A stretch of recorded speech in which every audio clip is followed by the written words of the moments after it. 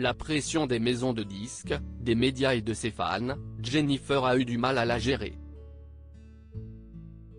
En remportant la première saison de Star Academy, la chanteuse de 40 ans ne s'attendait pas à vivre un tel tourbillon. Invitée de Face A, du site Purchar, elle confie « J'avais un peu peur de l'ampleur qu'avait pris cette énorme médiatisation et surmédiatisation, même. Quand on se déplaçait, c'était les Beatles. » À seulement 18 ans, elle enregistre son premier album en 3 semaines, ça a été très rapide. J'ai passé plus d'heures à écouter les maquettes qu'on m'envoyait que de temps en studio.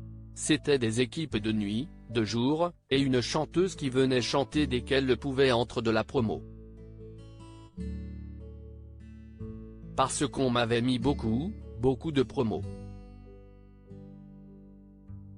Un rythme effréné qui commence dès sa sortie du château de Damary-les-Lys avec au programme 28 interviews à la chaîne rien que le lendemain. J'avais dormi, je crois, 1 heure, confie l'artiste qui connaît l'un de ses premiers succès avec le titre J'attends l'amour. J'étais un zombie, avait-elle déjà confié sur le plateau de C'est à vous, sur France 5, le 16 novembre dernier. Les médias s'intéressent à sa musique, mais surtout à sa vie privée qu'elle découvre étalée dans les magazines. Elle garde le souvenir d'une séance photo horrible, je ne citerai pas le nom du photographe mais mon Dieu.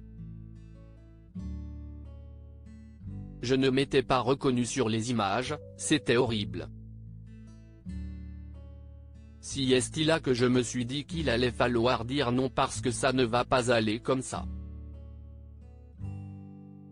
Supérieure à Jennifer, son évolution physique comme Jennifer a réussi à s'imposer malgré la pression de son propre aveu, son entourage n'est pas très protecteur, j'avais une super maison de disques qui veillait au grain, mais je disais oui à tout. J'acceptais toutes les demandes. C'était compliqué. Mais elle réussit à s'imposer et gère les débuts de sa carrière. Je savais ce que je ne voulais pas faire, assure la maman d'Aaron, Joseph et Giovanni.